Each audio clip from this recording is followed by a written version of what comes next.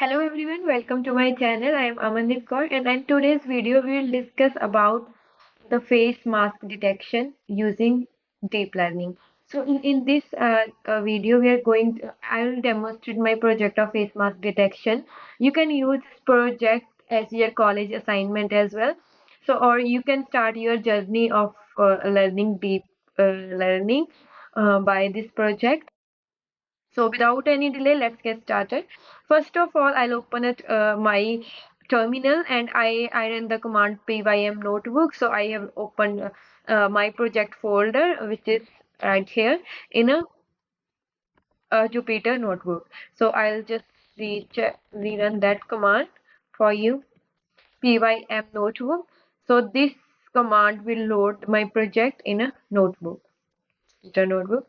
So if you don't have a Jupyter Notebook install, you can install by using pip install notebook, Jupyter Notebook. All right, so now there are different directories in my that folder. I have a data set as well. First of all, I'll show you the data set. The data set going to use for this project. In this data set, I'll add the link of the data set in the description box.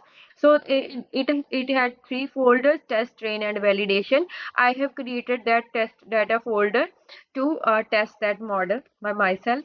And then in the train data, as you can see, there are two folders, with the mask and without mask. And in with the mask, if we can see here, there are 5,000 images, and for without mask there are 5,000 images as well. I have downloaded the data from Kaggle, and they use celebrity faces for the data set, and then that data is for training. In simply, we are going to put 5,000 images for each class for in the training process.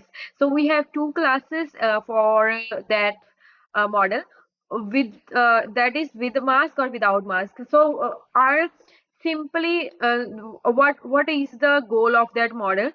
We are going to put an image in our model, and it will show that, and it will like predict whether this person is wearing a mask or not. As we all know that it is a very useful use case in a real life scenarios. For example, this if the model has achieved a good accuracy score, let's say 90%, 99%, it can be integrated into various we can say organizations. So we can say that it has we can consider it as application. So for example, if let's say in a hospital, they want to detect whether whether the person who are visiting the hospital, the person is wearing a mask or not. So for that the like they can integrate that system in their organization. So it can be, as we all know the about COVID pandemic, so that is very useful use case. So first of it is trust me guys, it is very simple. As even if you don't have a much knowledge about coding programming, you can simply learn it. It is a very useful AI application. So okay, now let's get started again. So and in the for training, we have 10,000 images, 5,000 for with class, and 5,000 for without class, like with mask and without mask. And for testing, as we can see over here, the folder structure will remain always same. For if we are using two folders in training, then we have to use two folder in testing as well. So for testing, we have with mask and without mask. And if we see each folder, and there in there are for with mask there are 483 items. As you can see, we can clearly see that the images, the size is different in each image. Some are bigger and some are smaller. And the other folder, it has 509 images. So previous folder had 483 and it has 509 images. So if we see can see in general, the data set is a balanced data set. There is no, it's not like too unbalanced data set. So it has approximately, we can say, 10,000 images for training and 1,000 images for testing, which makes sense that we are going to feed 10,000 images in our model.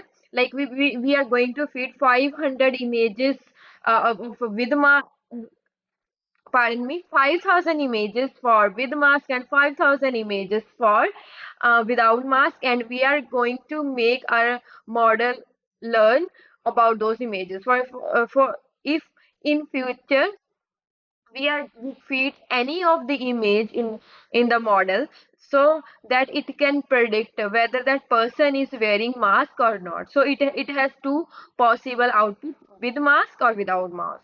So now let's jump into our Jupyter Notebook 5.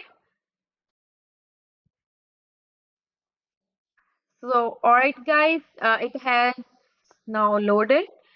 As you can, first of all, I have divided that problem into various tasks. There is task one, two. So in to make it a bit organized. So first of all, we have to import all the necessary libraries. So I assume that you have already Python installed in your system, and same as Keras, NumPy, and um, OpenCV, those things, those libraries.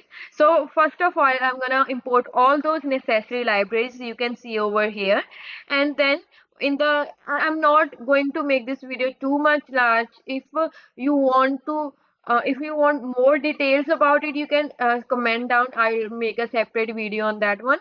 So first of all, I'll just give an overview of that task, and then the task two is to import our dataset. As now we have necessary libraries, and now next step is to import the dataset. We are using the face mask dataset. It's already structured data set. For a deep learning problem, there we can have three type of data: structured data set, unstructured data set, and semi-structured data set. That data set is already structured, so we don't have to much pre-process on that data set.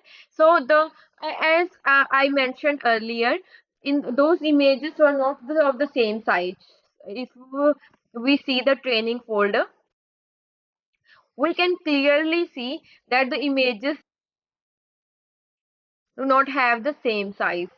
So but in a deep learning models, we the model take the same number of parameters. So for we gonna resize those images. So I'm gonna resize it into 224 into 224 pixels. As you have a question that this is very, like, you can say, low resolution.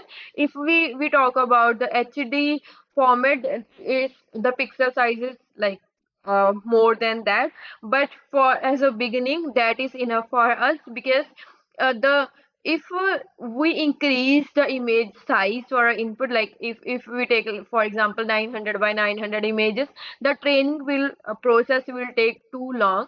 uh, 224 and 224 would be all right for as of now. So you will have the basic idea of that. After that, you can work on higher resolution images. And then next one is, uh, we I have created the path of that folder. It is base directories data set, and for the training we have a train folder, and for testing we have a validation folder. So, and we have 10,000 samples for training and 400 samples for 800 samples for validation. And number of epochs for this demonstration, I kept it 5, and batch size 16, and then I've created the data generator out of it. So you can use the image data generator. It is from keras.processing.image, and then you can do whatever processing you want to do in your data set. So if we see in the normal images, the pixel value RGB, red, green, blue, those values varies from 0 to 255. 0 is the lowest pixel, and 255 is for white color, and those images are of combination of red, green and blue color. So in simple words, what we did here, we did a feature scaling over here. Previously the pixel value ranges from 0 to 255, but now the pixel value would be from 0 to 1. I'll show you simply by, okay, I can run that one cell for you. If you see here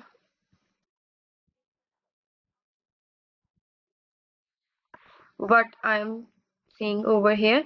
Now, normally our image picture, when we read any image in our system by using OpenCV or any kind of tool, it read those images pixel values. We can see the visual representation, but in computer just understand the numerical data, so it will be loaded in array of like that 0, 1, 2, 5, 5, something like that.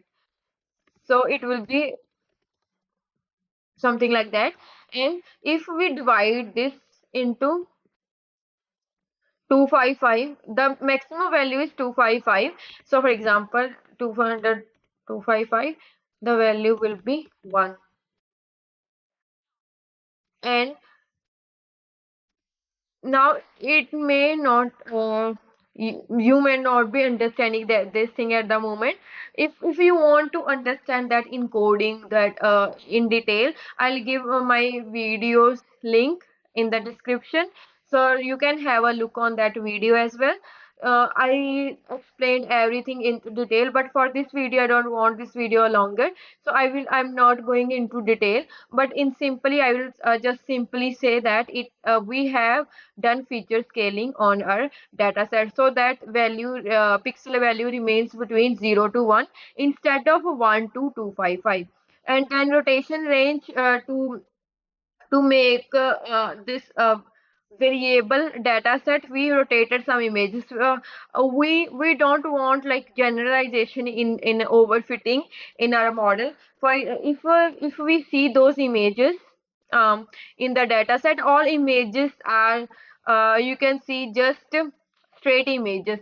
So we have just rotated those, some of the samples we rotated a bit. For example, if by 45 degree, by 20 degree, you can rotate those to add variety in our data set, so that we have more variety, and our machine learning model can understand even better. And then width shift, so some of the you can change the width of the image height. So those were different, you can say different style or effects you are applying on your data set to add variety in your data set. So we some of the images we did horizontal flip.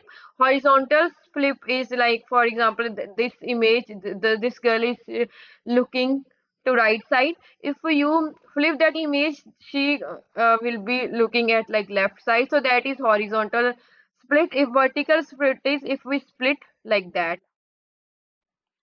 And now horizontal split means we are splitting left to right or right to left. If you vertical split, it would be top to bottom or bottom to top. So some of the images we splitted them horizontally. And then same with we did the same on the validation data set as well. But for the testing data set, we as this make completely sense. So for example, you want variety in a data set in training process, so that your model can learn multiple type of data. But when we are testing that data, we are going to provide just one sample, so it will be sample of our choice.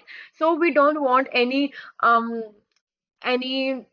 you can say editing on that data set. So if you want to detect, for example, you are wearing mask, if you want to detect whether I'm wearing mask or not, you will just simply upload your picture and send it to the model. We are not we don't want any rotation, any height, width shift, or any flip on that image. So we just converted the pixel value, because our model has learned from 0 to 1 pixel, not from 1 to 255 pixels. So we just change the pixel value to the same range our model trained. So next, I will not run those cells, because um, I before making this video, I trained that model. Like I trained that model yesterday. It literally took 5 hours, 5 to 6 hours for me to train that model. Again, it will depend on the configuration of your system, but for normal Windows system, it will take longer. If you have your system has GPU or more processing power, it may take less time. So for sure, I'm not going to wait for 5 hours. I'm not going to record for 5 hours for now. So I will simply use the output of the previous one. Okay, next one. Next step is the train data generator. Train generator. We just fed that data generator. Now that we just define those variables. Simply we just define those filter. I want to apply those filter in our data set. Now it's time to put our data set into those filters. So that that is our train data directory, and our size would be whatever we did. Like we want 2 to 4 by 2 to 4 image that we already defined over here. So it will resize pixels, resize the samples, resize the images into given size. And then wedge size, we define 16 images in one epoch. The 16 samples will be processed. And then class mode categorical, and then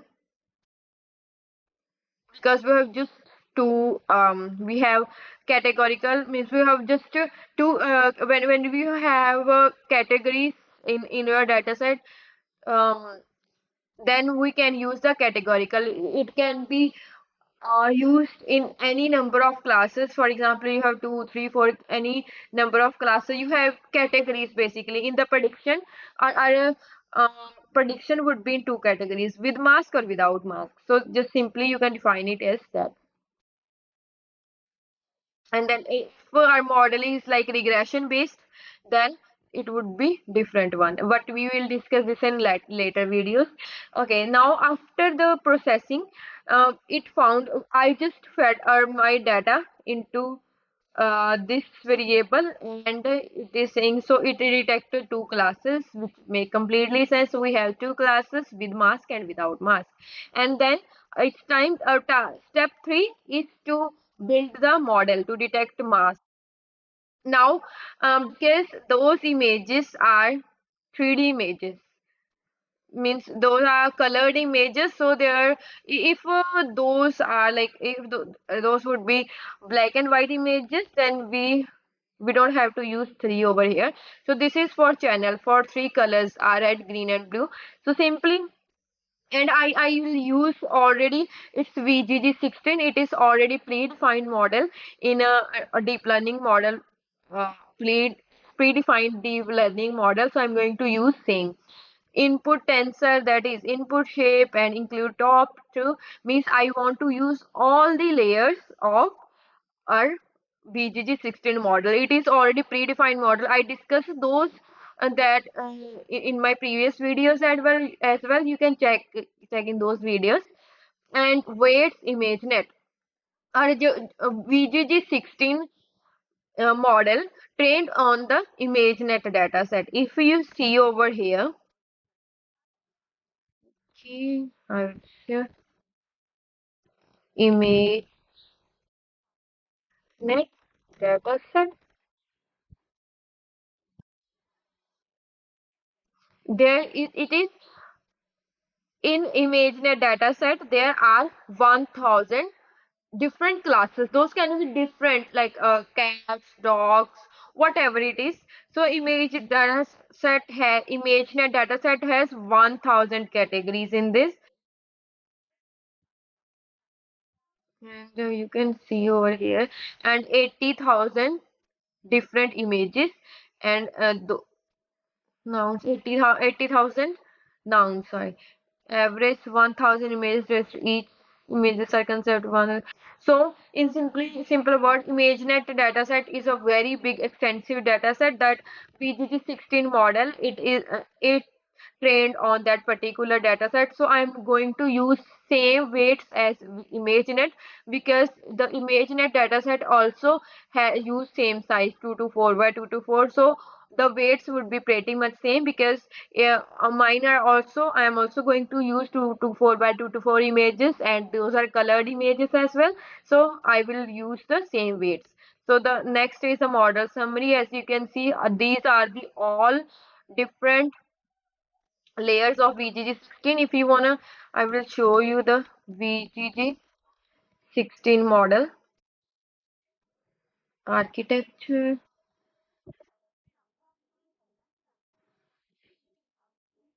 So that is a VGG16 architecture.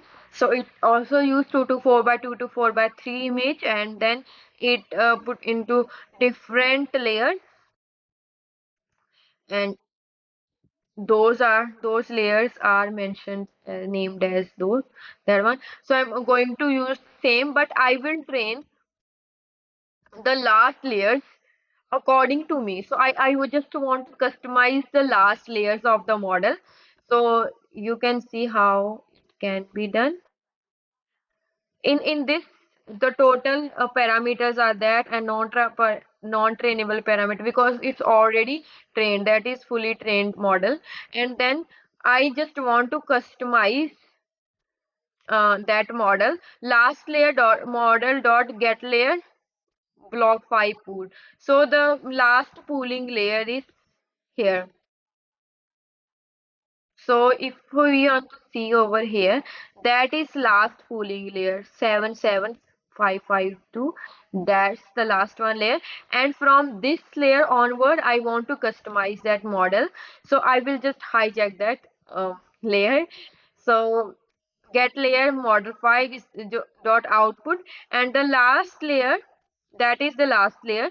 And then the flatten layer, I created a flatten layer, and I put the name as flatten right here, and I feed that last layer into flatten layer. So one layer's output is the input to next layer. So and then on the, I've created a dense layer.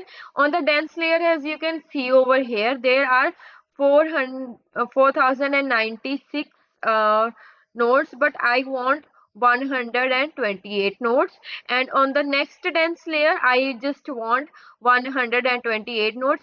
It's completely up to you. You can customize those nodes.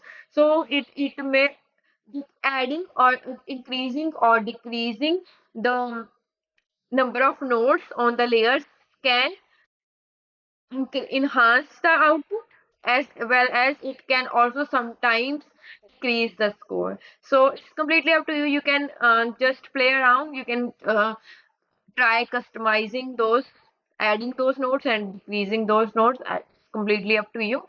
So for this one, I will just add 128 to 128, and on the output layer, as you can see over here, the output layer, predictions layer, they have 1000 nodes. Remember, you remember something I just told you about the ImageNet dataset? Then in the ImageNet dataset, there was 1000 categories. But for our dataset, what is category? Two, with mask and without mask. So simply you can just put two nodes over here. And these are also important. Activation function also play a very good role. So in the activation, in most of time on the hidden layer, value activation uh, value activation function works very good, and on the output layer, softmax works very well. If you want to get more details about what is the, like, how changing activation function can affect the output of the model, you can check the video cat dog classification on my channel, so you will have an idea about it. And then, all right, so I have customized that model according to our data set. And then I want to see the updated summary. As you can see in the previous one, there was, the summary was like that.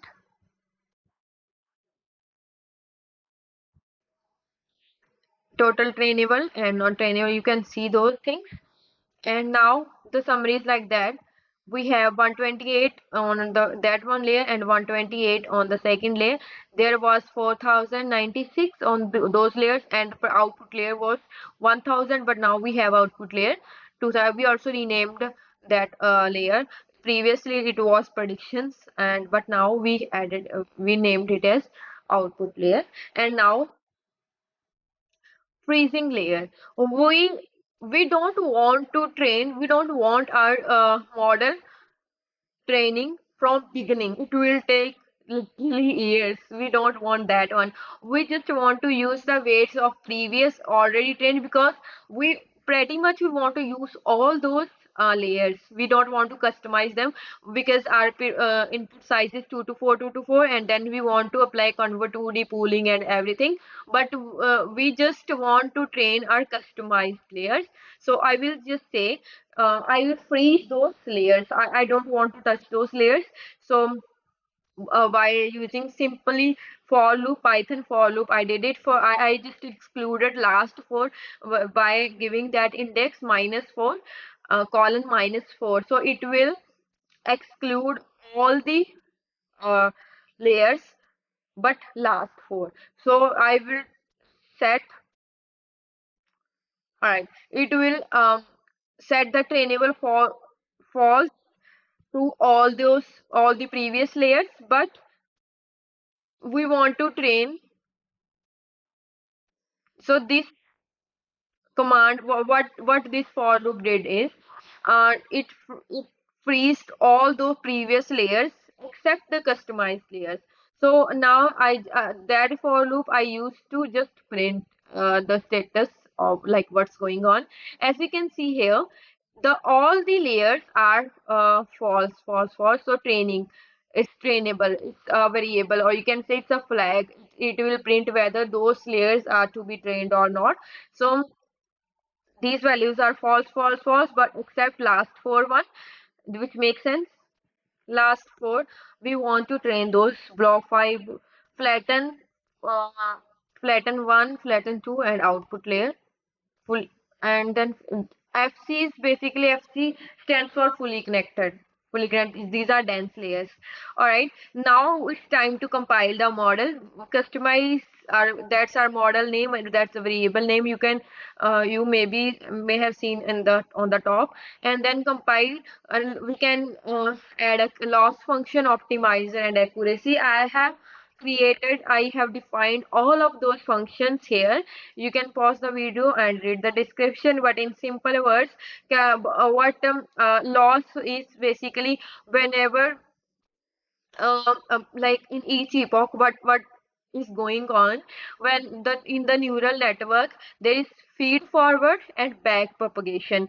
Firstly it put all one training sample, go through all the layers, and then it understand, and then in the back propagate, and at the end it calculate, um, the training sample goes through all of the layers, and then again it back propagate, and every time to learn the pattern in that in the given data set. So the loss function is, with the help of loss function, it get like firstly in simple words you can say, firstly we teach our model like, see it, that person is wearing mask, that person wearing mask, and at the end we ask whether that person is wearing mask or not. If it predicted correctly, then we can say the loss is less. If it returned a wrong prediction, it means loss is more. So loss function basically checked error while training. And then optimizer function we use to update weights during feed forward and back propagation process. And accuracy, we use accuracy to check our, as we can see, as its name suggests, to check this accuracy score. So it's the basically proportion of total number of like the prediction divided by like correct prediction. So if you, let's say you have 100 samples, and out of 100 our model predict 80 samples correctly. It means model's accuracy score is 80,000. So all right, the next one is that our training process. So training, we also created a variable named early stopping. Why it is important to add early stopping? Simply, like I mentioned, uh, our model took 5 hours to complete the training process, and after maybe you gave, for example, 50 epochs, and your model is working good till like it returned best score in 20th epoch. Like after that, in the 21st epoch, for example, your score uh, may started decreasing, or your score may steady, so that it will waste a lot of time. Basically, sometimes it may decrease the performance, because in the, like, it is 20th epoch is peak. After like 21, 22, 23, it started decreasing the performance. So early stopping variable will just track down the performance during each epoch, and if it came to uh, best score, then it will automatically stop the training process. So we don't have to go further, simply because if like we provided 50 epoch, and every epoch take 1 hour to complete. Let's say 50 epoch will take 50 hours to complete. If our work is done, our best work is done in 20 hours, then what is the point of running those epochs 30 hours more? So simply, it early stop is very useful variable. So here in the steps per epoch, we just, in every step, in every um process, in every epoch, we want 1000 times our feed forward and back propagation process. And then epoch, we want 5 epochs every total. And validation, we provided our data set into that training and testing one. So what is training step? Basically, in for steps per epoch, how many steps it will take during each epoch. It is a proportion, like we have 10,000 samples in training, and we will divide that into our batch size. Okay, let's get the score now. Calculator.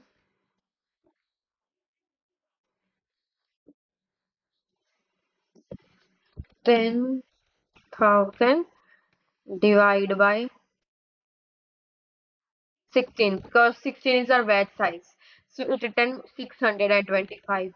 Yeah, you can see over here 625. Why is this double?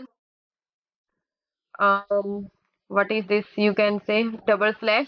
It is for divide, for integer dividation, whatever you say. For example, if we divide 10 by 3, then it returns 3.333. But if you say double slash, it is for to return integer. We just want integer. We don't want 3 point something in our steps per epoch, so it will be integer value. It will always return integer value. So as you can see, in because we had 10,000 samples in our, and we have our batch sizes, we want 16 sample in one batch. All right, so we want 16 sample in our one batch. So steps per epoch would be 10,000 divided by 16, 625. So every time a one sample or one image will go through the uh, model. All right, and then, so this, here it look very simple. You can see there are just 5 epoch. What it literally took 5-6 hours for me to train that model. So yeah, it's very lengthy process, depend on your configuration. As you can see over here, in first epoch there was 0.08 loss, and accuracy score was 97, 0.97. And in the testing one, 0.02 was lost, and 99% accuracy, which may completely sense because there was less samples in the testing process, but there was more samples in the training process. So these training and testing is automatically done in the training process to on the basis of that, it update the weight and do all the stuff. Okay, so in the first epoch, it was loss was 0.08, and the second one 0.05, then 4 and 4 and 4 and 3. So as you can see, the performance so far, I run just 5 epochs because I had not too much patience to run the system for like 24 hours. So it's, you can try it out with more number of epochs, but I just did it with the 5 epochs. And the performance, initially the score, accuracy score was 97, but now after 50 epoch the accuracy score is 98%. I also gave the description of those variables: epoch, batch size, epoch. You can pause the video and watch and read this one. Then time to check the performance in the visual, because let's say if a non-technical person want to see the um, accuracy, or you can see the performance in simple visualization, how we can create a line graph out of. So I just used the matplotlib subplot to plot those variables accuracy score, and you can get those variables from here. You can see over here accuracy, well, loss, well, accuracy. So I figured all those variables and I made the graphs out of it. And blue represent training process, and orange represent validation process. So that's the accuracy.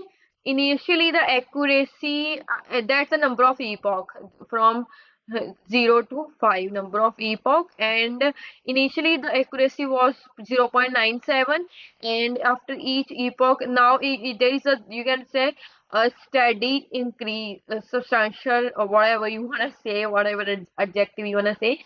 So there is a huge increase, substantial increase in the accuracy. Initially it was 0.97, and after that it after fifth epoch it's over 0.98. And the validation, initially the validation score was,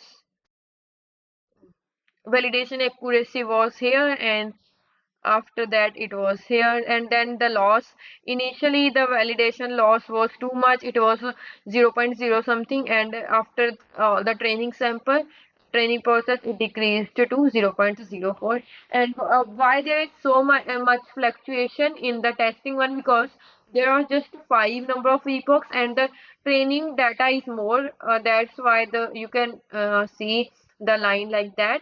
If you will run um, more, you can say, number of epoch, the uh, trend may the validation trend will also be changed, because there was less samples in that validation in the testing one. That's why the graph is fluctuation, graph fluctuation is like that. And then we just want to save that model, because every time, come on, we don't want to run our model for 4 5 hours. We just want to we want to use this model's output for further application. Or you can use that h5 file in an API or in a different application. You can integrate that h5 file into any GUI, or you can also make this on your like website. You can use this h5 file anywhere you want to use. So I save this model using dot save h5.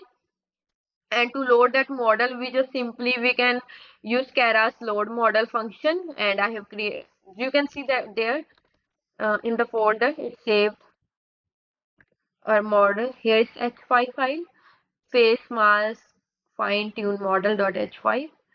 So that's our model file, saved weights. So it's, the size is 93 MB, because there was 10,000 training samples. So and the at our BGG16 model weight are like not in KBs. So it's the that file, the training file, trained model h5 file is 93 MB. All right, and then it's time to test our model's performance. For this, I have used for visualization OpenCV, and from base directory test with mask, I just for from test folder, I just read any random image. This one I can run this one though because it's already saved model.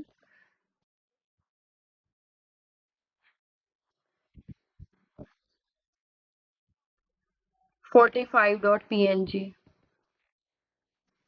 with mask 45. Okay, it says base directory. I have to run that cell.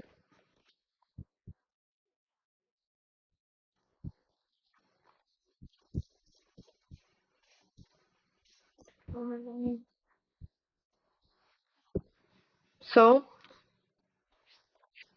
that image I took 45 or whatever it is, you can see, you can locate that 45.png, and then you can convert color in the next cells. I have converted that because it's BGR to RGB, and the mat plot, the image, sorry, the open CV use BG.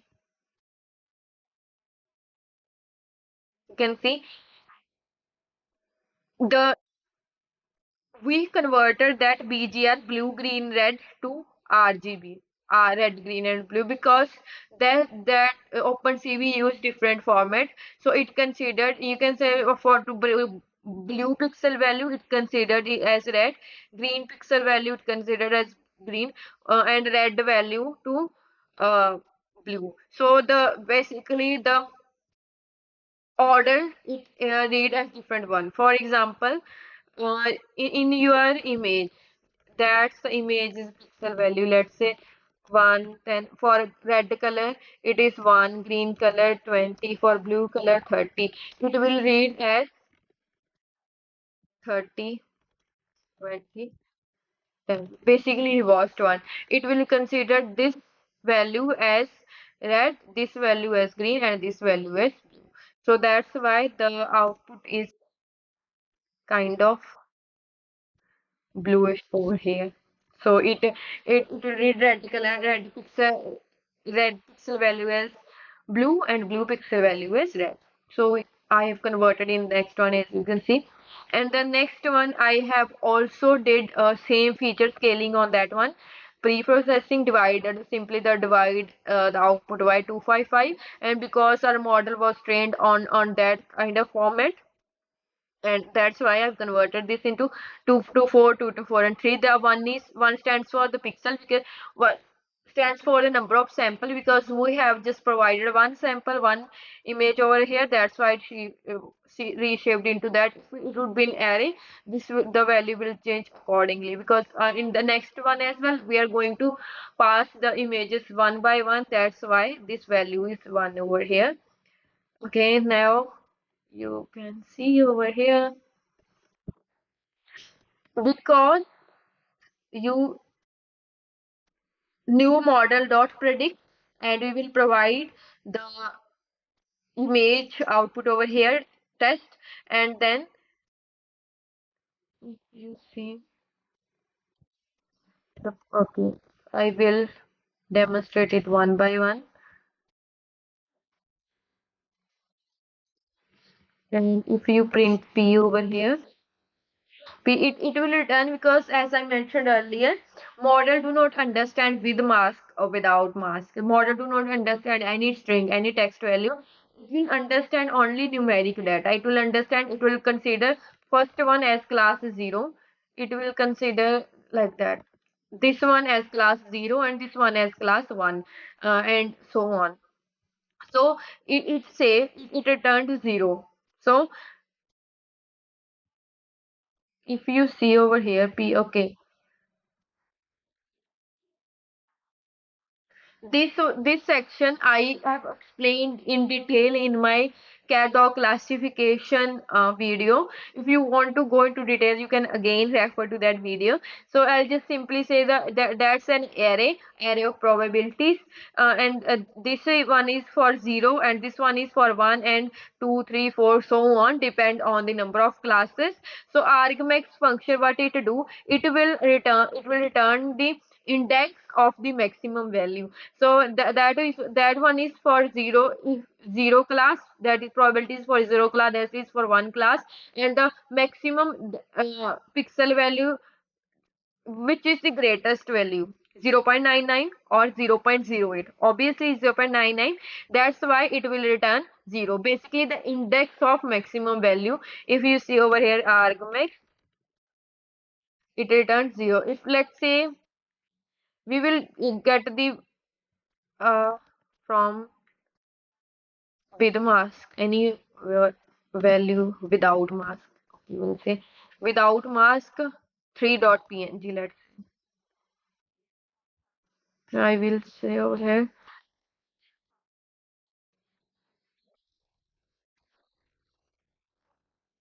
without mask 3.png, resize image, and then this one, and we will now see the probabilities. You can see in infinite exponential value. If we print p of 0,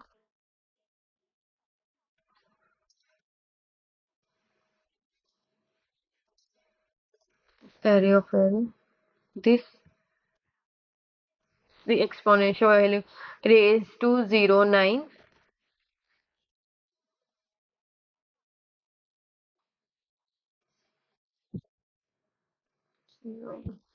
probability of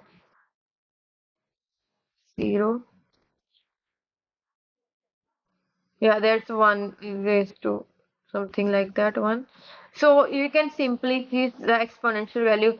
Which one is probability? If we see p dot r max, it will return class 1. So the basically what it returned, the index of maximum value. It was exponential value, that's why we was not able to see which one was the highest value, but you can check with the another another images or like that. So if we see the 92.png, 92.png, you can play around by checking those values. And 2.png, check test argmax of 1, and if we see the probability, it's 9.1 something, it's 9.9 something. So here we can just figure out that one is the maximum value, 91, it's 9.1, it's 9.9. So that's why it returned 1 over here. So basically index of the maximum value.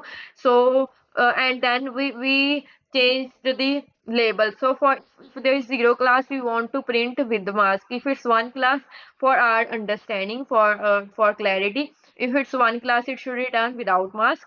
So here you can see the details. Predicted class 1, its label, predicted class label is without mask. So the probability, if you can see over here, class, that's the probabilities of both. If you want to predict the probability of class 0 and probability of class 1, then you can do so. Probabilities of class 0 and probability of class 1. Okay.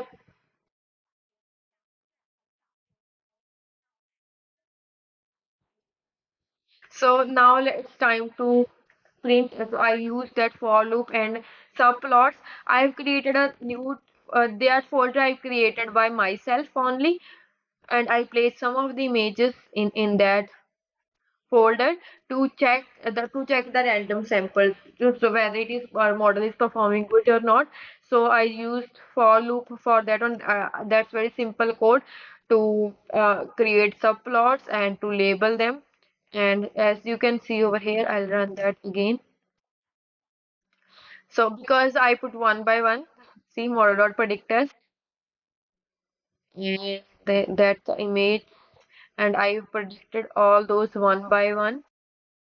That's if you print this as a whole array, you can place it outside the loop. So you can see that's with mask, without mask, without mask, without mask. So yeah, is for the provided sample, it is returning I 100% correct for that sample. If you let's say I want to delete these three, and I'll place another three here from any of the dataset testing. I will put it from testing, not validation. Let's say without mask. Okay. I'll put these three images and let's see if something change or not.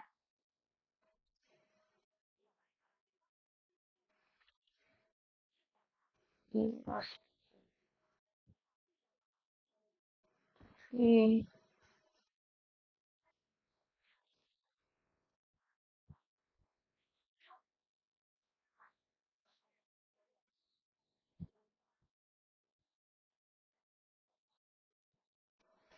So basically doing prediction whatever. So without mask, we place those three. Okay, these three girls. Let's see whether it is predicted correctly or not. So yeah, it's the value. Those are according to the numbers. So basically, they appear over here. You can see one, two, and another one here without mask. Says without mask, without mask. So as you can see, for each and every sample, our model is performing very good. There, the accuracy score was pretty good. As we can see over here, that was the final accuracy of our model. Um, Training 98%. If you want to reach more accuracy score, if you want to increase that score, you can run more epochs, you can play around those variables. So that's all for that video. I will put the important links. I'll put the GitHub code and the dataset link in the description. If you want to have more videos about artificial intelligence, deep learning, machine learning, you can comment down. I can make a video according to that. So it was not the detailed theoretical mathematical video. If you want to detailed video on these topics, do let me know on comment section. Thank you.